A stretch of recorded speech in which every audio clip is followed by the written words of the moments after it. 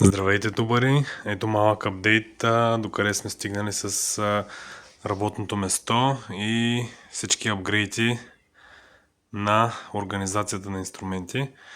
Като днес ще наблегнем на някои моменти, които ако изберете тези методи на организация, трябва да се съобразите с някои неща. Главно искам да поговорим за органайзера, който е за клещи, камъни и евентуално тези приятелчета горе, чуковете. Тук съответно е частта с хаоса, който трябва да се подреди, а тук е частта с свердлата, които трябва да се подредят. Съответно и за тях ще има видео с един много интересен органайзер. Идеята е взета от интернет, но ще бъде преобразен така, че да бъде много различен, много нестандартен и съответно и много практичен. Тук има едни магнитни ленти, които са много удобни.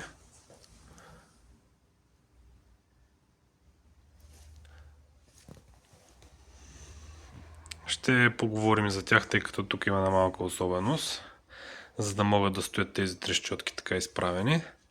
И така, нека да започваме. Така, да започнем отляво надясно с органайзера за отверките. Там нямаме много какво да коментираме. Разпробивате си отвори, подреждате си отверките, с които разполагате и се получава един такъв цветен, многоцветен резултат. Мисля, че е достатъчно окей, достатъчно адекватно.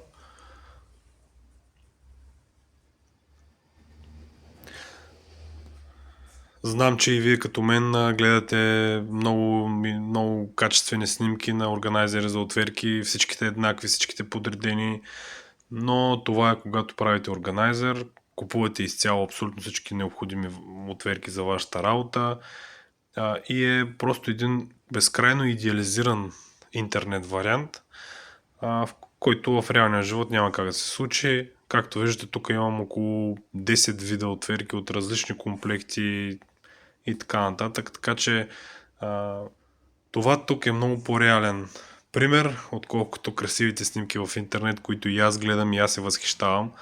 Но това е един реален пример от живота. Да преминем към ето този органайзер за ключове. Дъските, които виждате между другото на целия тезгях, с изключение на органайзера за клещи, органайзера за камъни и черната дъска, която е за чуковете, всичко останало е от една маса. Говоря за тази дългата дъска, говоря за тези две дъски. Това е от една стара маса, аз съм ги приспособил.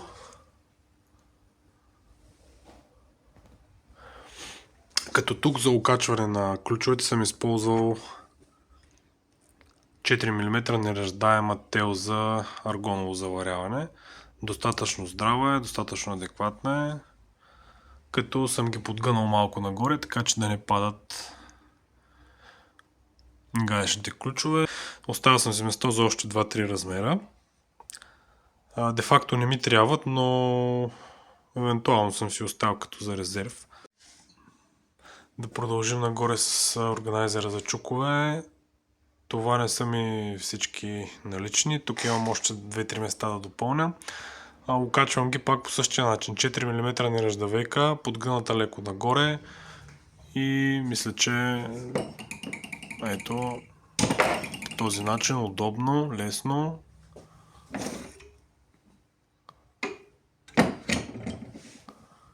За мен е важно всички неща, които правя, да са максимално прости, елементарни, евтини, практични.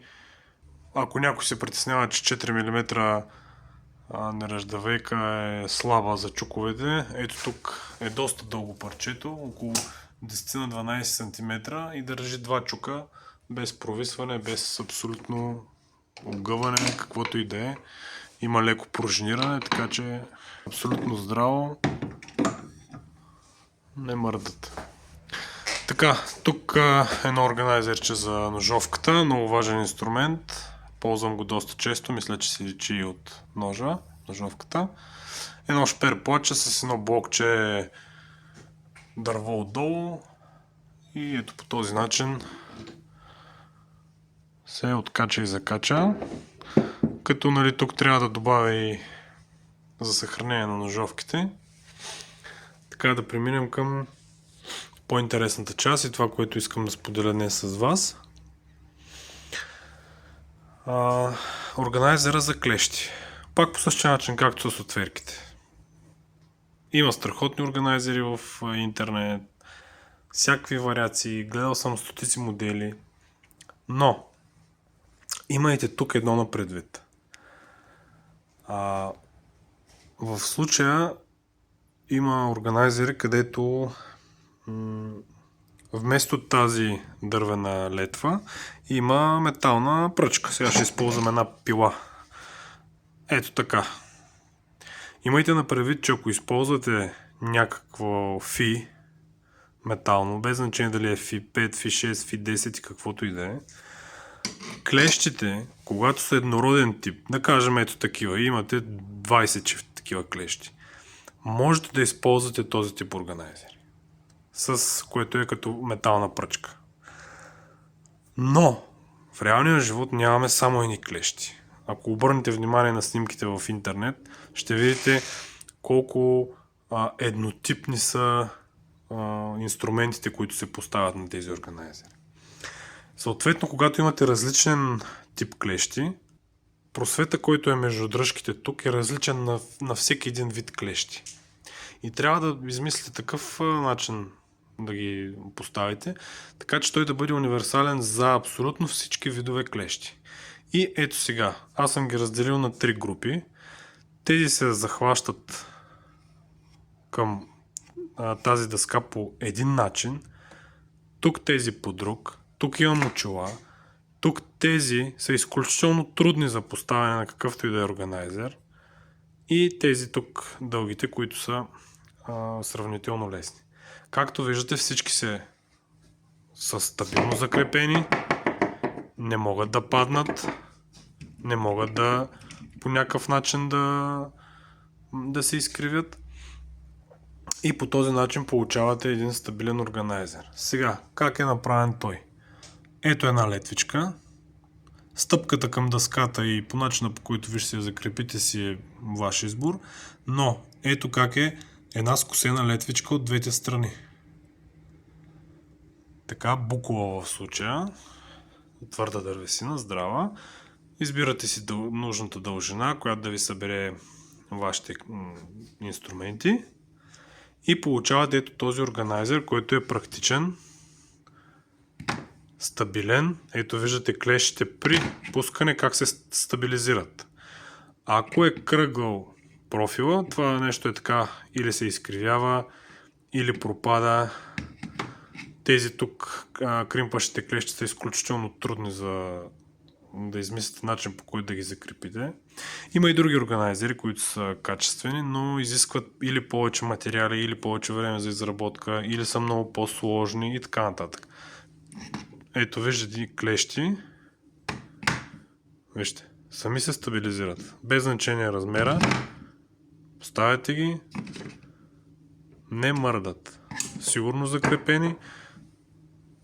Мисля, че това е много удачен вариант за хората, които искат да си изработят сами един качествен органайзер. Така, мисля, че няма нещо друго. Важното е това, което искам да ви кажа, е височината на тази летва и скосяването. Това е важно за стабилността и да можете да поставите всякакъв вид клещи. Това е. Това ми е органайзера за камъни, който идеята взех от интернет. Сега тук ще се опитам да покажа как буквално едни дървени летвички и по този начин е организиран. Като специфичното тук е съответно си правите дървената конструкция и си закупувате от тези ленти, които Нали всичките ги знаем. Мисля, че са по 2-3 евро. Специфичното тук е, че големите камъни са с много голям диаметър. Реално, ако искате да съберете всички камъни, ще ви трябва 2, 3, 5 или повече ленти, за да може да поставите камъните. От друга страна, ако ползвате ето такива малки камъни, като мене, ще ви трябват да си купите няколко такива ленти, но всъщност ще използвате едната лента, върху която ще прехвърлите всички тези малки скоби. Защо го казвам това? Ето вижте сега, това е една лента, на която съм наредил камъните малките. И всъщност тук имам разстояние за още толкова камъни, само че нямам скоби. Скоби съответно не продават, или аз поне не съм запознат. И реално трябва да си закупите няколко такива ленти, от които да вземете скобите и да ги прехвърлите на една такава лента, която да поставите на вашия органайзер. Това е специфично, ако искате и ако изберете този модел, този вариант. Друго какво мога да кажа, тук ако искате по този начин да си наредите трещотките, лентите, магнитните ленти, сега тук ще ви покажа много добре, магнитните ленти са плитки и магнитната лента застава ето тук и квадрата на трещотката опира отзаде в дъската. Съответно няма как да я поставите, пада или не се закрепва както трябва и затова съм поставил едни такива трупчета дървени, така че да направят дистанция между дъската и квадрата на трещотката и по този начин можете да се закрепите трещотките, като ето по този начин пак става стабилно, не падат, не мърдат, не се свличат и така нататък. Така, както ви казах, за тези свердла ще има органайзер, много интересен и съответно тук имам още доста неща, които трябва да подредя, като пили, метчици, флашки, шестограми, чираци и много други дреболи, които ще се озоват някъде тук на таблото, като идеята ми е пилите да са тук някъде, може би така по цялата дължина. Този участък го оставям празен за сега. Тук трябва да се запълня може би с шестограми и с някакви други дребни неща. И като цяло е това с организацията до момента. Не съм пускал подробни видеа за изработката на държача за чукове и за другите неща, тъй като мисля, че са сравнително доста прости за изработка. Ако има достатъчно въпроси, лайкове и така нататък, мога да пусна чертежи и размери на този органайзер, който е за камъните, тъй като той е малко по-труден за изработка. И ще бъде от помощ на някой, ако реши да си изработи такъв. Друго, което искам да кажа, тези дървените детайли, тези, които са от масата, които ви казах, те са лакирани. Тази дъска горе съм набоядисал черен мат. Тези тук два органайзера за камъните и за клещите съм ги намаслил с масло, такова естествено за дърво. Ами не е много удачен вариант. По-удачно е да се лакира, по-лесно се поддържа и не се цапа толкова много. С маслото детайлите се цапат, дървените детайли се цапат, почистват се сравнително добре, но не е удачен вариант. Ако решите по този начин да си предпазите дървените стойки, органайзери, етажерки, каквото имате. Ами това е за сега, приятели. Благодаря ви за вниманието. Ако ви е харесало видеото и съм бил полезен по някакъв начин, споделете го, харесайте го, абонирайте се за канала. Ще съм ви много благодарен. До нови срещи.